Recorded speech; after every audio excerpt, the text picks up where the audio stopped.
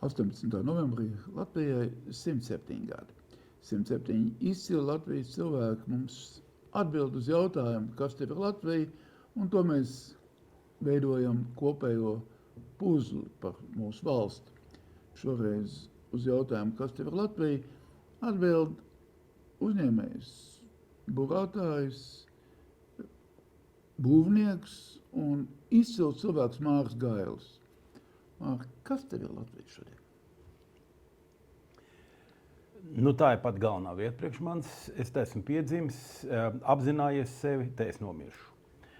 Tas nozīmē, nav nekādas svarīgākas vietas. Tā, ka tā ir valsts, jo, kad es piedzimu, tad tāda nebija. Tā bija pakļauta province Maskavai. Ja? Un tagad man ir tā laimējies, ka manos 40 gados mēs atguvām neatkarību, un man izdevās piedalīties pat nedaudz pie tās stumšanas, vilkšanas, grūšanas un tā tālāk. Ja mēs runājam par šo brīdi, tad Latvija un Rīga ir mana tāda mūža vai viena no lielākajiem projektiem vieta.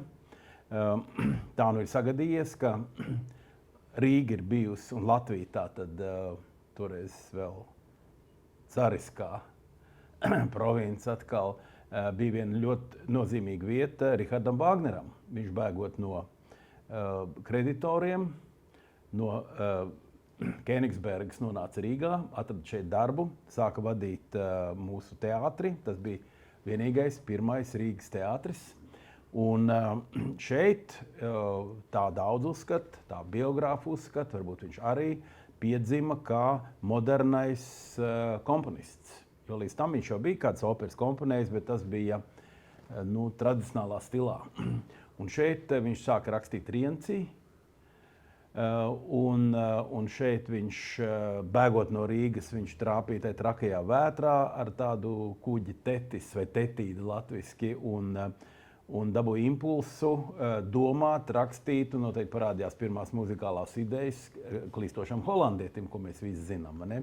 Nu, lūk, tātad Rīga šai ziņā ļoti svarīga. Man vēl tā svarīga, ka tagad ir iespēja to veco teātru atjaunot, un patreiz ir darba pilnas rokas, un mēs ar Zaigu un, protams, komandu, to jau nevar viens, mēs strādājam pie projekta, un patreiz aktīvi urbjam, pūšam cementu tajā purvainajā vidē, kas ir zem Vāgnera mājas, kur koka pāļi, var sakot, puspūši, un nostiprinām to pamatu, un sākam un veidojam struktūru, laužam pārsegumus, liekam atpakaļ zāli, kā tā bija, attiecīgi tajā 1837. līdz 39. šeit bija Vāgners, un sakot tā.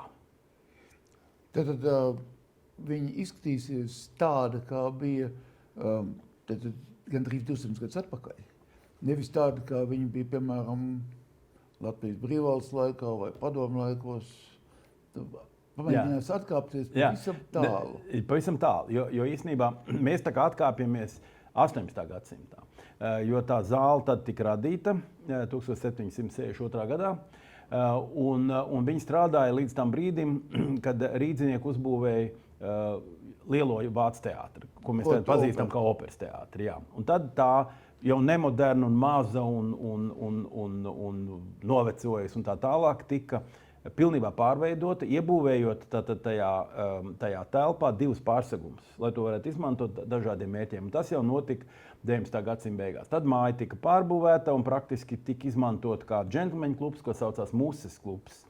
Un pēc tam, un tā tas strādāja līdz karam, līdz Otram pasaules karam, kad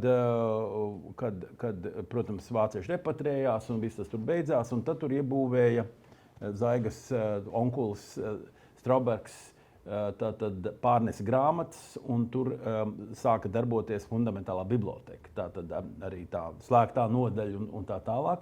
Un tas tā strādāja līdz 80. gadu otrajai pusē, kad jau padomju laikā to Muses zāli, kas viņam bija balles zāle, pārvērta par kamermuzikas zāli, ko mēs pazīstam kā Vāgnera zāli.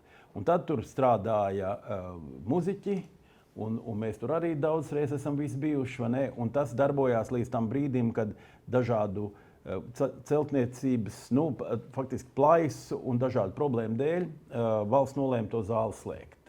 To māju slēgt, un pirms kādiem 20 gadiem viņi pilnībā tika aizslēgti. Un tad nāca atkal tāda jauna ēra, ka mēs ar draugiem nodibinājām Rīgas Riharda Vāgnera biedrību, un Saeima bija ar mieru to māju mums uzticēt, lai mēs paši savāktu naudu un māju atjaunot. Tagad tas notiek. Tātad pirmie 20 miljoni ir dabūti, un vēl vajag tikai nieka 30 miljonus, un tad kopā 50 un viss būs. Aha, un tavs optimisms liecina, ka tas būs tuvāko 5 gadu laikā, es ceru. 3 gadu laikā. 3 gadu Jā, laikā. tā būtu jābūt. Ja mēs dabūsim tos otrus, mēs patreiz jau aktīvi strādājam. Kā jau teicu, tiek nostiprināta struktūra un pārbūvēta un taisīta atpakaļ. Tad tie šobrīd lauž ārā tos pārsegumus, lai atkal būtu zāle ar 2 balkoniem. Viņi sākās no pagraba, tur būs jāiet uz pagrabu. Tad mēs rokam arī tādu pirms 100 gadiem aizraktu pagrabā ārā. Tur tad to vēro arheologi. Tā likums prasa, vai ne? Vecrīgā. Un tur atrodas vēlves un vecas struktūras, un tas viss. Bet to nofiksē, un tad viņi ņemsim ārā, tur mums būs tualetes.